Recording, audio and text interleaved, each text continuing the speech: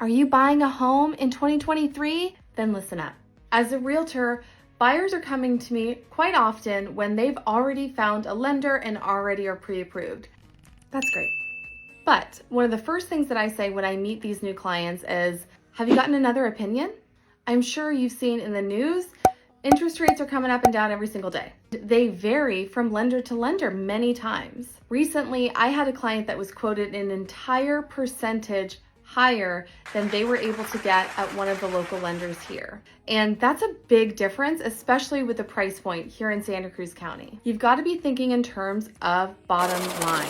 Even 0.5%, 1/4%, all of that makes a big difference to your bottom line when you're paying your bills every month. When we meet new clients, we always recommend a few just so you have multiple options. We want to get you the best possible deal. This is just one example of the tips that we bring up when we first are meeting our clients. We actually have an entire buyer's guide. So this has all the ins and outs of our strategies when representing buyers in our area. As you know, Santa Cruz County is a really specific market. So if you'd like a copy of our home buyer's guide, comment down below guide and we will send one over to you.